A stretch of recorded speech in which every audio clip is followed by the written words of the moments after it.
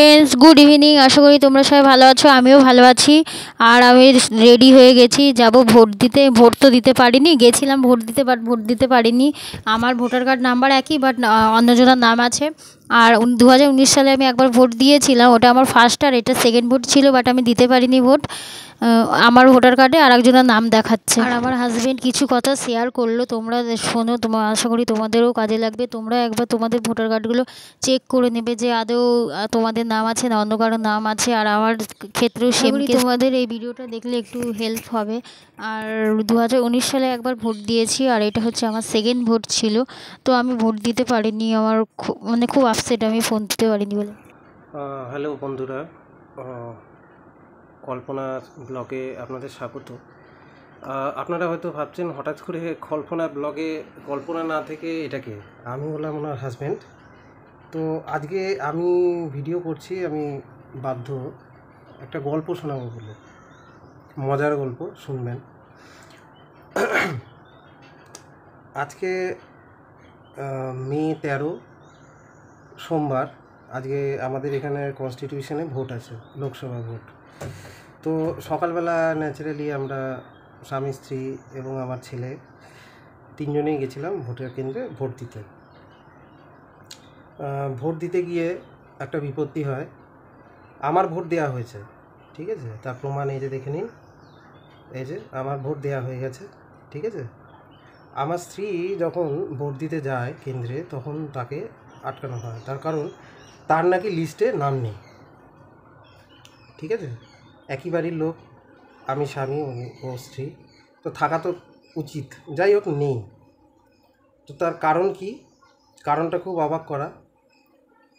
গত 2019 সালে লোকসভা ভোটেও আমার স্ত্রী ভোট দিয়েছে, তার প্রমাণ আমি আছে, সব আছে, আমি দেখাবো আপনাদের, আপনারা দেখবেন, দেখে একটু বিচার করবেন যে এই যে পার্টি ফাটি এত দলাদলি এত কিছু বলেন, এগুলো বাদ দিয়েও আরও একটা জিনিস হয়, সেটা হচ্ছে ইলেকশন কমিশন। ইলেকশন কমিশনের নিজস্ব কিছু ভুল থাকে যেগুলো ওরা ধামাচাপা দেয়, সেগুলো নিয়ে কেউ কোনো কিছু বলেন। আমি বলছি, আশা করছি আপনাদের খুব কাজে লাগবে, কেননা ধরুন সামনেই আবার বিধানসভা ভোট আছে, আপনাদের নিজেদের ইলেকশনের কার্ডগুলো কিন্তু আপনারা একবার দেখে নেবেন, চেক করে আদৌ আপনার নামে আছে না আপনার কার্ডটা বদলি হয়ে গিয়ে অন্য কারোর নামে চলে গেছে, ঠিক আছে। এটা খতিয়ে নেবেন, অনেক টাইম পাবেন। প্রথমত আমি একটা প্রমাণ দেখাই, দেখতে পাবেন কিনা জানি না, যতটুকু, এই যে এটা কিন্তু উল্টো হয়ে আছে, যাই হোক, এটা হচ্ছে ওর এপিক নাম্বার, এটা আমার স্ত্রী, ঠিক, যাই হোক একটু বুঝে নেবেন, উল্টো আছে। এটা একটা, প্রথমত এটা ওর এপিক কার্ড। এই ফটোগুলো হচ্ছে 2019 সালের, একটু কমাতে হবে, এই যে দেখতে পাচ্ছেন কিনা জানি না, এই যে এপিক কার্ড ওর হাতে আছে। এই দেখুন ভোট দিয়ে বেরিয়ে আসার সময়, হ্যাঁ একটু ব্রাইটটা বেশি হয়ে গেছে, এই দেখুন ওরও হাতে আঙুলে দাগ আছে, ওই দেখুন এইটা, ওরও আঙুলে দাগ আছে, আমারও আঙুলে দাগ আছে, মানে সে ভোট দিয়েছে, ঠিক কি না। এই এপিক কার্ডের এগেনস্টেই সে ভোটটা দিয়েছে, ঠিক আছে। এপিক কার্ডই ইস্যু হয়ে গেল অন্য আরেকজন ভদ্রমহিলার, তারও আমি বের করেছি।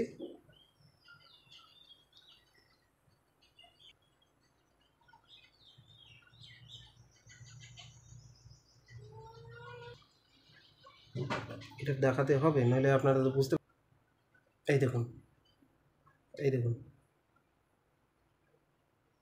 সেম নাম্বার, নামটা দেখুন কী এসছে, ঝর্ণা মুখার্জি, টোটালি চেঞ্জ। একই এপিক কার্ড, একই এপিক কার্ডের নামায় অন্য আরেকজনে, এটা উল্টো আছে, আপনারা একটু বুঝে নেবেন, ঠিক আছে। এই হচ্ছে অবস্থা। তো সবাই তো সবাইকে দোষায়, আমি কাউকে দোষাচ্ছি না, আমি বলছি যে এটা শুধু ভোটার কার্ডের ক্ষেত্রে না, আধার কার্ডের ক্ষেত্রেও ঘটে, এবং ঘটেছে, অনেকের ক্ষেত্রেই ঘটেছে। তো এইসব সরকারি জায়গাতে যারা বসে আছেন, যারা এইসব কাজ করছেন, হয়তো তারা বলবেন যে আমরা তো কন্ট্রাক্টর বেসিসে কাজ করছি, তো আপনারা যখন যাদেরকেই নিযুক্ত করছেন তারা যেন শিক্ষিত হয়, এটা একটু ভেবে দেখবেন। তার কারণ আপনারা হয়তো একটু শিক্ষিত, আমরা ভিডিও করে বা মেল পাঠিয়ে অনেক কিছু করে আমরা ব্যবস্থা করে নিতে পারবো। কিন্তু যারা গ্রামের লোক, যারা পড়াশোনা কিছুই জানে না, ভোট কী করে দিতে হয় সেটাও হয়তো জানে না, তো তাদের ক্ষেত্রে এটা খুবই সমস্যা দেয়। তো একটু ভাবনা চিন্তা করে করবেন। যাদেরকে এই কাজে দেবেন, যাদেরকে এই কাজে নেবেন, তারা যেন একটু শিক্ষিত হয় এটা ভেবে দেখবেন। আর